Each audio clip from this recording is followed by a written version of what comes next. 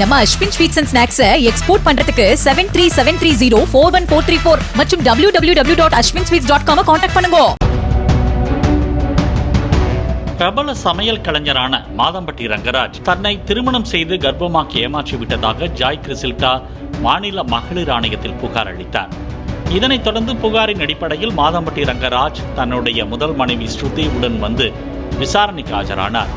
Joy கிறிசில்டாவும் Madhampatti ரங்கராஜும் 2 முறை ஆஜரான நிலையில் அடுத்த கட்ட விசாரணை நடைபெறும் முன்னரே ஜாய் கிறிசில்டாவுக்கு ஆண் குழந்தை பிறந்தது.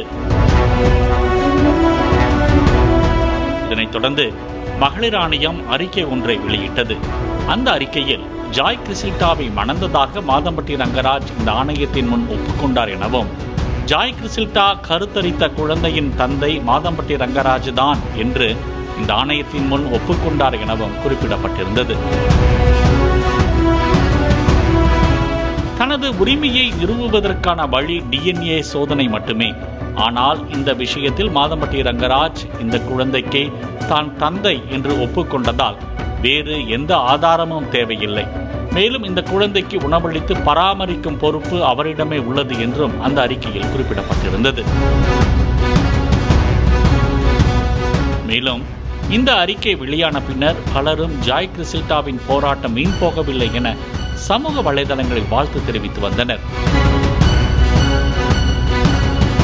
இந்நிலையில் தற்போது மாதம்பட்டி ரங்கராஜ் தனது சமூக வலைதள பக்கத்தில் நான் ஜாயை தன்னிச்சையாக திருமணம் செய்து கொண்டதாக ஒருபோதும் ஒப்புக்கொள்ளவில்லை, நான் ஒருபோதும் DNA பரிசோதனையை மறுத்ததில்லை என பதிவிட்டுள்ளது பரபரப்பை கிளப்பியுள்ளது.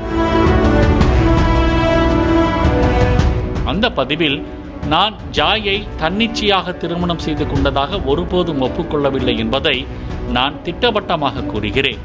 ஜாய் என்னை அவதூறு செய்வதற்காக தனிப்பட்ட புகைப்படங்கள் மற்றும் வீடியோக்களை வெளியிடுவதாக பலமுறை மிரட்டியதால் இந்த திருமணம் மிரட்டலின் பேரில் நடந்தது. செப்டம்பர் 2025 1000 விளக்குகள் மகளிர் காவல் நிலையத்தின் புலனாய்வு அதிகாரி முன்பும் மாண்புமிகு சென்னை உயர்நீதிமன்றத்திலும் விரிவான வாக்குமூலங்களை நான் ஏற்கனவே அளித்துள்ளேன்.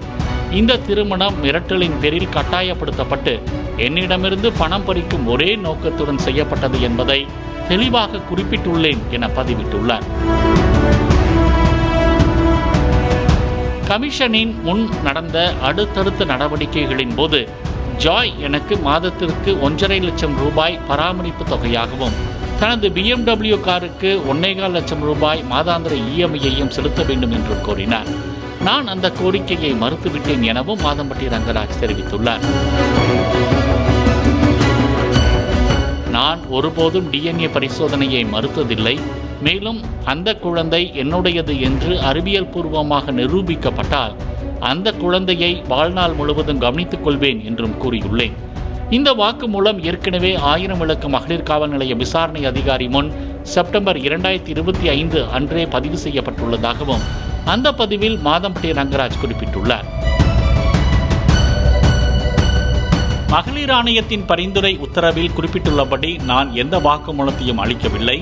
அந்த பரிந்துரை உத்தரவை எதிர்த்து நீதிமன்றத்தில் மேல்முறையீடு செய்வேன்.